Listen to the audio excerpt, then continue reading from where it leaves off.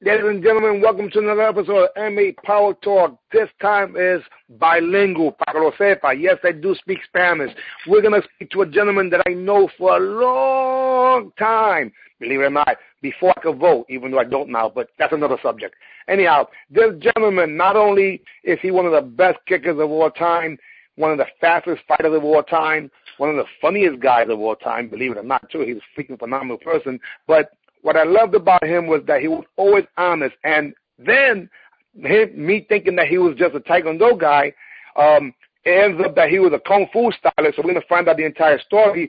And he did something that to this very day really, really, really makes me feel warm and special. When I got, getting awards is something that people get all the time sometimes. But me, I only feel a handful of ones because I don't respect too many people, believe it or not. And this is a gentleman that I do respect because not only he knows how to do it, but when he had his instructor come from Puerto Rico and give me an award, it kind of makes me choke because it's difficult to get respected by your peers. And, this gentleman is one of my peers.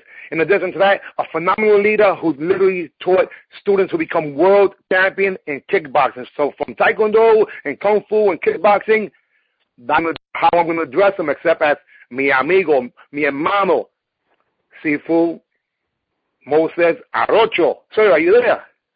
Yes, I am. Thank you so much for that warm and fuzzy welcome. Coming from someone like you, it makes me really special because I feel the same way. This hostess of this event is one of the martial artists that I admire the most.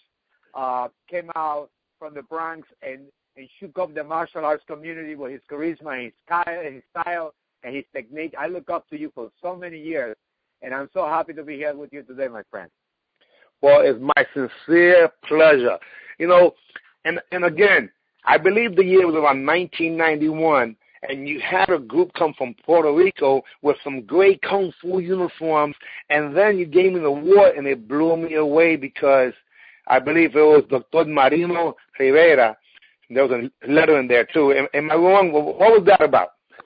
Yeah, well, I was born in the Bronx, and I was shipped to Puerto Rico when I was 12 months old, and I began training with Dr. Mariano Rivera when I was 5 years old. At the time, we were practicing an eclectic system of Japanese mixed with Chinese martial arts, and his teacher was a Japanese descendant, but had master an art called Fameng Chuan. It was derived from Shaolin Shu Kempo or Shaolin Ryu Kempo in Japan. So it was a mixed system, but it has its origins in Hunan province in China, and it was another system. And at the time, it was not recognized by the local martial arts, and it was a lot of politics. So he therefore disguised the system. But in the late 70s, he decided to come out totally and teach us the system and promote us into that style. At that time, I already had a black belt in Taekwondo and another black belt in Kempo.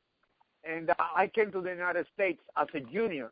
But before I came to the United States to face some of your best fighters here in New York, I battled Puerto Rico and the Caribbean, and I was the top junior competitor down there. Wow! That's phenomenal, incredible. I believe the first time I saw you, I believe was over here with the person that might introduce me to you was Freddie Lopez. Yes, Freddie Lopez was a link to our brothers in Puerto Rico at the time. We didn't know much about what was going on in martial arts in Puerto Rico, but we were ready to expand. At that time, we had 25 schools in Puerto Rico and 17 schools in Colombia, and he wanted to open the first Kung Fu school here in New York.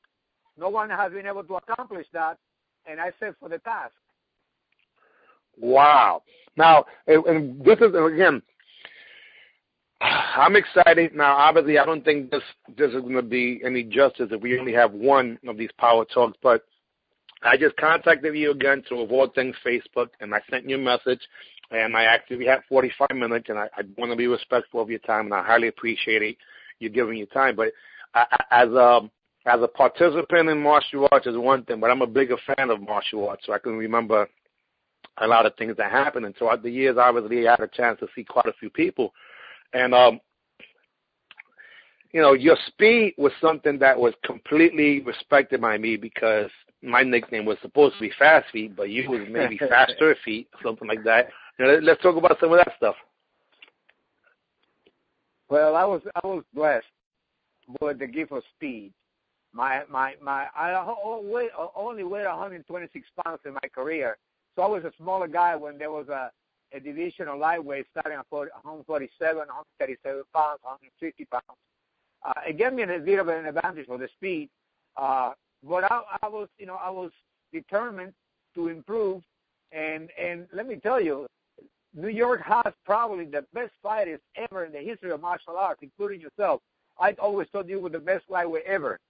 There was others like Billy Bison and Kevin Thompson and Pedro Xavier and many others that came much later.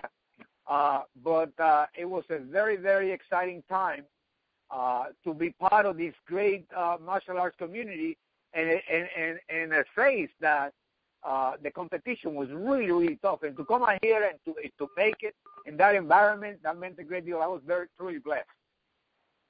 Well, I remember, just on a side note, one of the things that you can't make a person like you and I, we might be fast with our feet, but we're also fast with our mouths. And I remember how verbal you was at the simple fact that the lightweight division didn't start, had guys wearing 150 pounds or whatever. And you're like, what the heck is this? Years after, finally the industry paid attention. I could say that you was one of the first guys to even say that.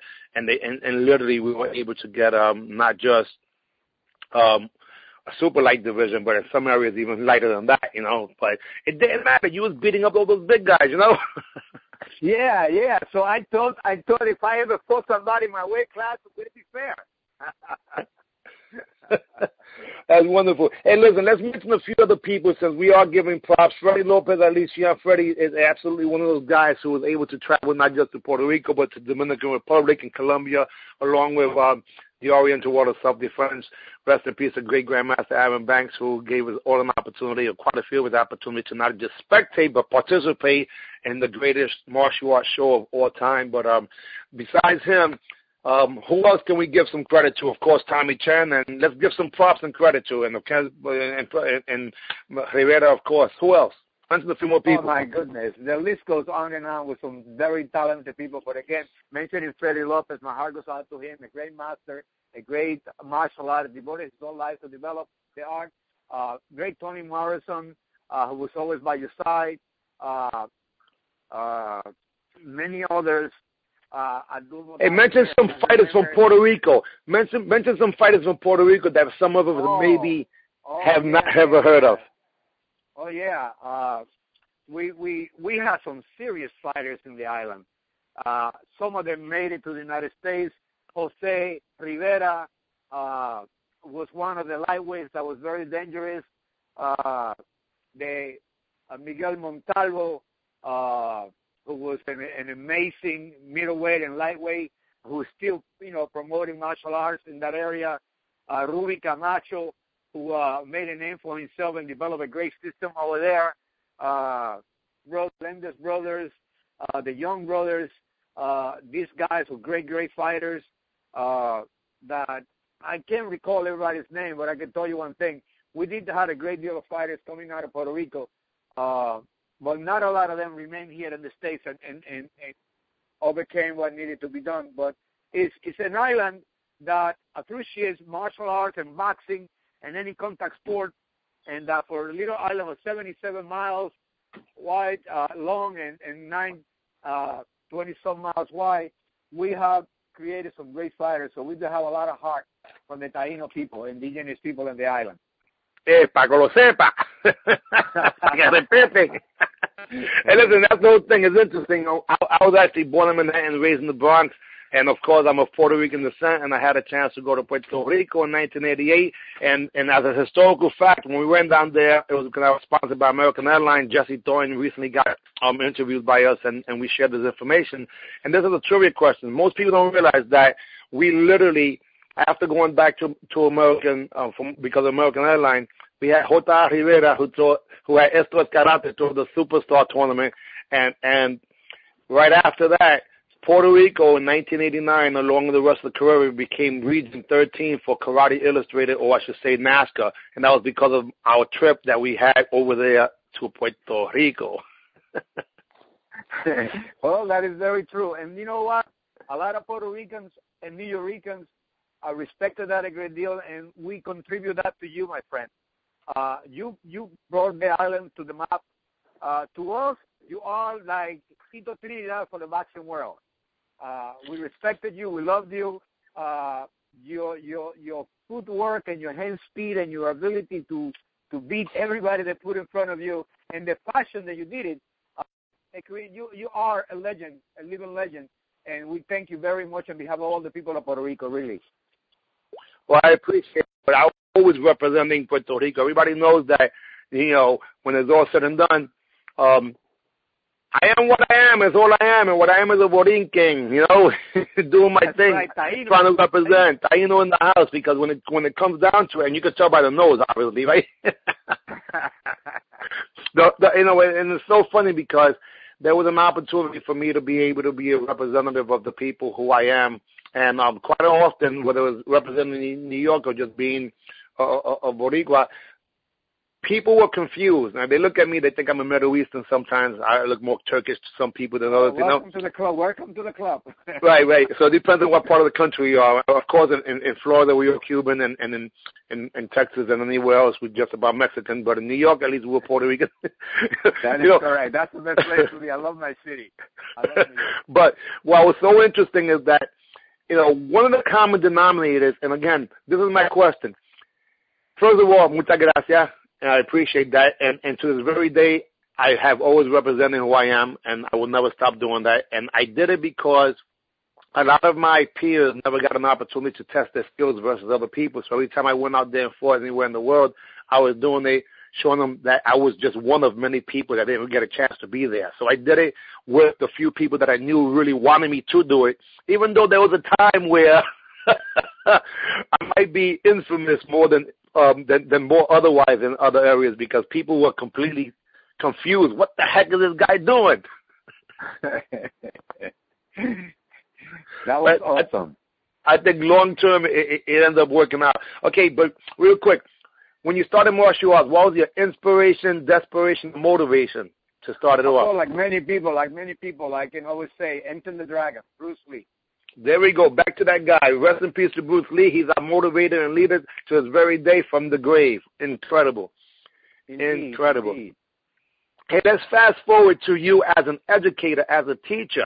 Man, you, of all places, I think you opened up your school. It seems to me like it was in Long Island. And you ended up having a whole bunch of kickboxing world champions. And one of your students, Tommy B. Patone, ended up having a whole bunch of world champions himself. So, how did that happen? Talk to me about that. 25 years teaching on Long Island, representing and developing a staff that was awesome, students that were motivated, passing out that tradition that was given to me. Tommy came to us, and he was very hard worker, and he wanted to put himself on there and promote the art of the system, and he made it. Very hard work, like I said, and today we're striving. We got over, 10,000 members on Long Island. We got 3 locations and 5 satellite studios, and they're still running. I let my students do the show. I did my job. I put my time into it, and I'm very proud of the work that these guys have done. We got guys like Greg Silv and Mike Evans and Darren Ford and Eddie and, of course, Tommy teaching and teaching 7 days a week out there and promoting the art. Phenomenal, incredible. Well, one of the things I can tell you that it's pretty exciting to me, too. During the time where kickboxing, or as we knew it as PKA, original full contact, was dying or had died, it didn't die on Long Island because Tommy B. Patone, rest in peace, also Paul Rossner, the USKBA, really gave an all-out effort, not just to be promoters, but also fighters and trainers at the same time, which is something that, it has to be commended because it's a historical fact. But let me just tell you this. In recent months, I spent 5 months down with Master Joe Coley over in Georgia, and we developed a few things. And one of the things that did come out of it was that this Monday there was a broadcast on television in Canada, and Victor Thurio, Johnny's brother, was the one who had actually promoted it. And this is one of 4 shows that will be broadcasted on Canadian television, and Master Joe Corley was there as the color commentator as if it was ESPN the 1980s. Wow, so, that's great to hear. That is awesome. Yeah, so, and for whatever it's worth, we're going to have an app for that, because I'm making the app for the PK's Greatest Fights and a few other things, because throughout the years I've actually become a techie also. I made my first website in 2001 for my clothing line, and ever since then I've had a variety of projects, and particular is Stephen Wonderboy, oh boy, I'm going back his name. Thomas, is it? Stephen Wonderboy Thomas, I think his name. Anyway, the Wonderboy who just had a wonderful knock with the UFC. We're getting ready to do his website and his app also. But anyhow, enough of that. Now your students up and running, they're still doing their thing, and one of the things that really always gets me is that I don't think I've ever seen you out of shape. What the heck is that about? Excuse me, what was that again? I have never seen you out of shape. Oh, no. I'm 54 years old. I'm 143 pounds. I got a 6-pack. I run 5 miles every morning. I work out and I still training private students. I believe that if you're going to be, you're going to lead by example, you have to really be there and show you the responsibility of being a true martial artist. Those guys who let themselves go, and they claim themselves to be grandmasters and masters or something, they've forgotten what got them there in the first place. I would have to agree with that. Like in recent conversations, I said that a lot of the people that we know as friends, family, and peers, seems like the style of martial arts they should be teaching is sumo, because they look close to that. Indeed, and that's a shame. Yeah. Well, you know what? A lot of times what happens is that people have, they forget that black belt excellence is leading by example, as you mentioned. But, again, that's their free will. So if God gives them free will, so all we can do is not judge. But I suggest that if they want to stay alive, that they completely remember that we get an opportunity, not that we learn, we get an opportunity to actually do what we love. Because when it's all said and done, I'm soon to be 50 years old, and I think that if I keep practicing, I just might get it right, There's so much room for improvement, and I'm excited because, I know that the best is yet to come, Oh, yeah. And that's one of the reasons why we started a Dojine. In 2009, I started a martial arts social media called Dojine. Dojine stands for, literally, is a dojo online or dojo in hand. And if you look at our slogan, it says sharing things that actually work. And there's a lot of people that literally, to me, are part of the team, even though they may not realize it, and you're one of them. Let me explain what it is. If I went to war with 300 people in my army, like the movie 300, who would I have on that team, on that army? And you are one of them, because you've done it in more ways than one. That means the world to me, my friend. I've been retired for some time, but sometimes I close my eyes and I see myself doing what we used to do, and the endeavors and the hard work and dedication and the sweat and the blood, but the desire and the pride that we had to be the best that we could be, man. And I was out there. I was one of those guys, And I said, I thank God for that. And you saying this to me means the world to me, because if I was going to go with those 300, I want you by my side, my friend. I definitely do. Well, this is what I'm saying. I think by the same time, just to be fair, it puts a little sadness in my heart when other people don't recognize. As an example, I was in the Battle of Atlanta this year. The only tournament I've actually been to this year is the Battle of Atlanta, and there's about 3 publications, or what would be the equivalent to media in the sport karate world, which completely has changed from the time that you and I did it, but that's another subject. But on that day, I got interviewed by 2 different groups. In the meantime, for them to interview me, they had to pass a bunch of people, including someone like Keith Vitale. And I'm like, how is it that these people are coming to me, which I appreciate it, but I am a fan of all these other people in this room right now, and nobody knows who they are. So I'm like, this is not right. This is not right, and if I can do anything possible to share people the truth. Because, and again, I'm not knocking anyone who goes to the Hall of Fames and things like that. That's all cool, but half the time I go there, I don't recognize but maybe 2 people. And I'm like, wait a minute, that's enough people, to me, that are highly recognized, not based on what they said, but what they've done. And people don't know who they are. So my dedication with this group right now, the 300 as in the Dojine, is to share the real deal. And just so you know, I already sent a message to your student, Mr. Tommy B. Patone, because I consider him a descendant and a brother, because obviously you're my brother and he has to be also. We're part of the same dysfunctional family of martial arts. That is so appreciated. That is so appreciated, especially at this stage of your life, where, you know, you look at the new martial arts situation around the country, and like I said, that's a whole different subject. But that area will never come back, and we should cherish those people and what we did and we accomplished and what we did for martial arts as well those days. Well, you know what was incredible, and I concur with you. Literally, if you go to Dojine, now, I am one of the principals, but anyone who is being interviewed is considered to me one of the board of directors and the true blue, real deal. I can't call them, only for the sake of competition, I can't call them point fighters or sport karate fighters anymore. I call these guys snipers, sharp, precise, and on point. They could beat you with any weapon, under any rules or no rules. Very true. That's no other way to describe those guys.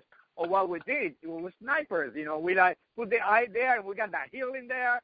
You know, we threw that spinning jumping hook, and we landed right on the button. I mean, that's sniper stuff right there, my friend.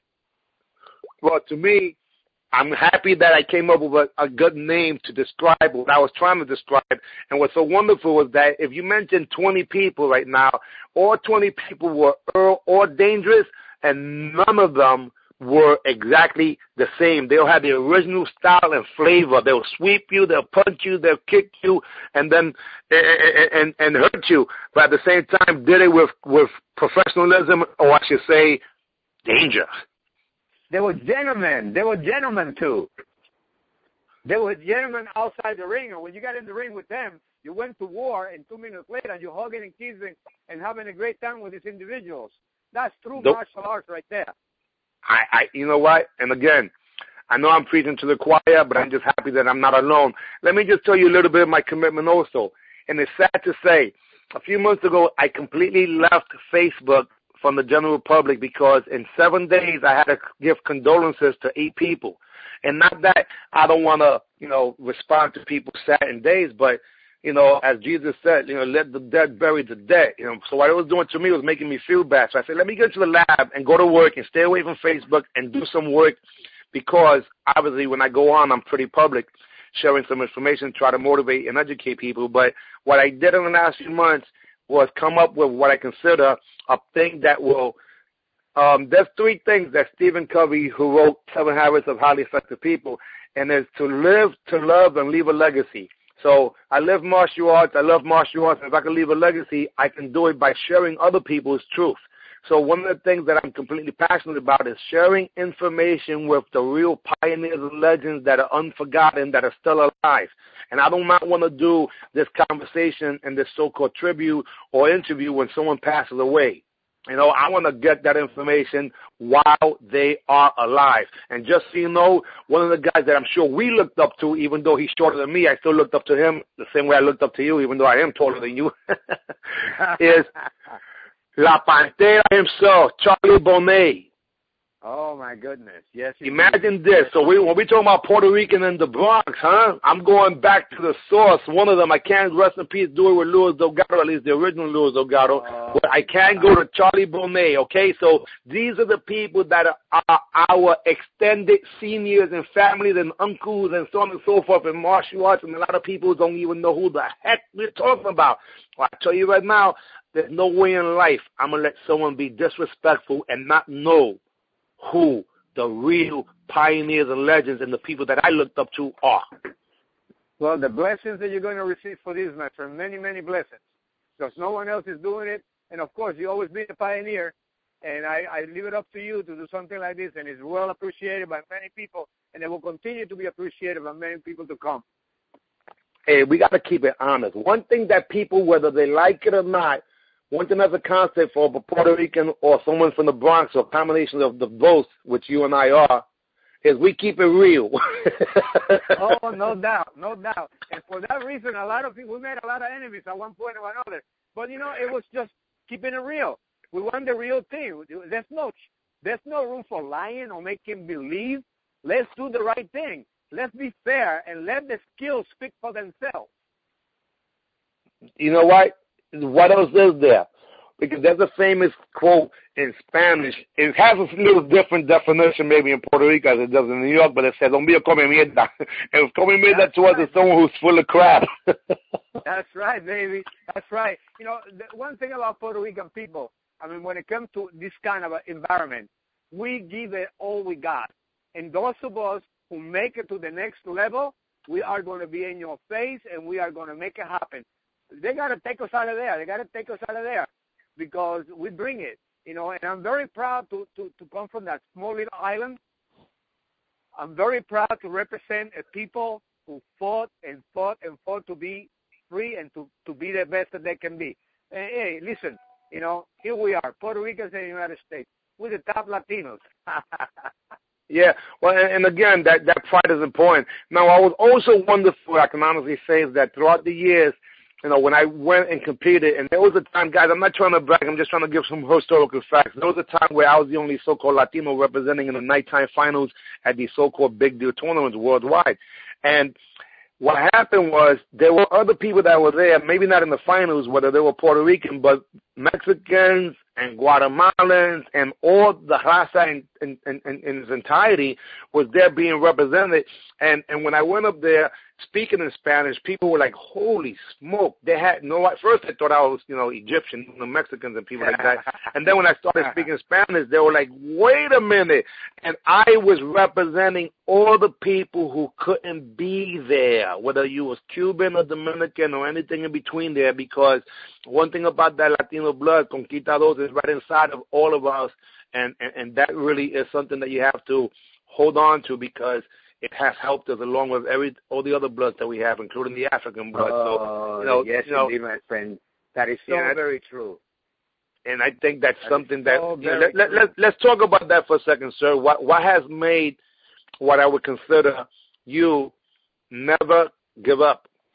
Did your father show you that? Your mother show you that? I mean, come on, let it where it's due here, because it's not about us. It's about us, U.S., us, all of us. My family. I work hard-working family from Puerto Rico, man. My home man used to get up at 5 in the morning and didn't come home to midnight. Worked 2 jobs, worked 6 days a week, and Sunday went to church and went for a ride. So my mother worked 2 jobs. They told me, look, nobody's going to give you nothing. You got to go out there and you got to get it. They taught me manners, they taught me respect and discipline. And the rest is history. When I go back home, you know, I kiss the ground. And every day and every night when I go down on my knees and I thank the heavens for who I am and where I am, I thank that background, that humble beginning from a small little town of Puerto Rico called San Sebastián del Pepino. Came all the way out here and brought my teachings from my teacher and my family to many other people. So many students today I got that have been very successful in life, in all walks of life, doctors, lawyers, police officers, scientists, you name it. And it gives me a great pleasure to bring that upbringing here and install it into these people. And they listen and they follow it, and they make me very proud. You know, you just said something that I didn't know, and you answered the question before I asked it, which is wonderful. San Sebastián, El Pepino, Puerto Rico, is a small town, and in that town, I think there might be more karate schools in that town than any square mile of anywhere in the world. What the heck is that about? Yeah, we have many martial arts schools, and we have Chinese restaurants out here. Yeah, no, it was a very competitive town. Some great martial artists emerged from there, and it was a town that at one time had 12 martial arts studios in a very, very small little town. At one time, it has up to 17 locations. So it's a martial arts community, no doubt. But let's just be real. What is the square footage of that? Because the whole island is tiny, but how about the town? Oh, the town The town is probably about, I would say, right now there's 300,000 people living in that town, because now it's considered a small city in Puerto Rico. But at the time, it was very small. You know, maybe we had 100,000 people living there back then. Talking about it in the 1970s. But we had 17 every time I speak to somebody, it seems like they come in from there, and there's always a different style. A few different versions of campo. They got the shorter cons. They have all types of stuff, and it's so crazy because I think from there a lot of people migrated to New York and New Jersey. Oh yeah, New Jersey, Third Amboy. First Amboy, exactly. Yeah, you got a lot of Puerto Ricans there from that part of the island. A lot of them came there, and then forget Miami and Orlando. There's a lot of them there, and they've been teaching, and they like said. A lot of the descendants open up different schools, and they, mix the systems and eclipse the style. So, we have a good foundation in San Sebastián, and it's my hometown, and I love it, and I'm so glad I came from that little place. It's so funny because call it a coincidence all you want. I presently don't have a martial arts school, which is fine because I get a chance to now help a lot of other karate schools, and I do have so far this year, so you guys know. The Sniper Fighting Fontainers tour is going to be New York, New Jersey, and presently Connecticut. We're going to try to get Pennsylvania and work my way out towards Long Island and other spots. But between the months of October and November, I'm sharing the concepts of faking repositions and angles and sniper fighting that I learned from quite a few people and so from making up things. But but the last place I actually had a martial arts school up until March of this year was right there in Perth Amboy, where I met more Fontaners than I did in my entire life too, which was kind of interesting. Fontanes are there. Well, yeah, I know. We know that you had a place there for a while, and I was wondering. So that's a home away home from Puerto Rico. Right there. Yeah. Well, you know what? And again, just to be respectful of your time, I just want to try to bring it somewhere to the point where, you're again one of those people that I completely respect for more reason than one. Your energy level obviously is evident. Your passion and desire is still there, which is always going to be the key. And for those of you who don't know, desire means from God within. Enthusiasm also means the same thing. So desire is from the Father, and enthusiasm means God within. And those are the things that are necessary to become successful in any endeavor. And when you talk about values of family, there's nothing more traditional than that. The kicking and punching in the curriculum is exactly that. It's just called a curriculum. But when you're talking about values and respect, that's timeless, and that supersedes any style of martial arts. So for those of you who were unfortunate to not have fathers at home, like in my case, then you are in a family, because relatives you're born into and family you choose, and martial arts is a wonderful family to be involved in. But just to be fair, we still got the crazy uncles and the dysfunction of any real family. Right, sir? I'm into that, my friend. I'm into that. But that's why we love it, too, because, hey, so listen, let me just shut up for the next few minutes, and if you can give me an overview of why the martial arts changed your life, and also maybe some 2 or 3 of your most memorable experiences, whether it was a competitor or as an instructor, if you don't mind. Take it away. Well, I got to say that martial arts gave me the character that I am today, make me stronger, made me realize that it's nothing that I cannot overcome, that the more times you get down or fall down, the more times you're going to get up. And it takes heart and determination and many, many hours, years and years of development, but persistence and patience, at the end, it's going to give you the rewards that you want. So that's what I think the martial arts was.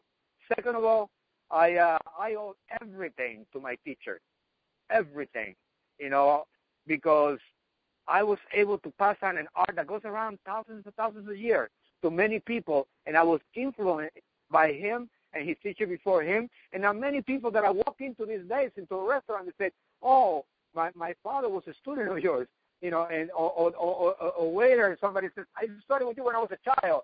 Now I'm bringing my kids to you and to your school. So I couldn't be a happier person about that. And the highlight was winning the Pan American Games when I was in 1975. It's just an article. If you can Google it, Moises Arocho won the junior division kata and committed at that time, representing Puerto Rico for the very first time at the Nationals there. That was the highlight of my career as a child and as a martial artist. I knew then that I had the potential to be one of the best in the world. And I went for it, and I fought with the best in the world. And I was hanging in there with those guys, and that to me is the highlight of my life, my friend. Guys like you, and you beat me a couple of times real good, man. I'll never forget that. But you know what? It was a pleasure to get in front of you, and give you my best. And many others, you know what I mean? That was awesome. Those memories can never be taken away from me. You see, you've been rich, you can lose your money, you can lose your houses, you can lose your jewelry, everything. But this, no one can take from me. I will take this to the day I die, these memories, this great feeling that I had in those moments, they will always live in my heart. And you know what? So I appreciate that, sir, and thank you because of someone like you. See, God gave me the gift of speed and some flexibility, but thank God gave me a half of cell membrane because I couldn't chase you, so I had to learn how to do angles.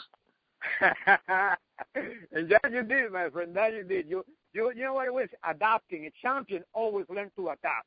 Learn to overcome whatever it comes, and that's what we did. Especially you. For a lot of years, I came to the States and I looked at a lot of guys. And I said, this freaking kid, man, is Boricua from the Bronx, man. He can kick, he can punch, he can move, he can do it all. He could get in the ring, fight full contact, he could do points, he could do anything. That's real martial artists. And you had the heart, man. You beat people that were twice your weight and your height, and you went out there and you struggled, and a lot of people wanted a piece of you. But you did the right thing. Listen, I have to run too. It's been a pleasure. And I look forward to see you and hear from you soon. Please stay in contact, all right? Yes, sir. If you don't mind, I'm going to share this information with as many people as possible. And God bless. Hey, in the famous words of some crazy Puerto Rican in the Bronx, when I say A.B., I want you to say, see ya, A.B. See ya. Thank you very much. God bless. Okay, bye-bye. Take care. Bye-bye.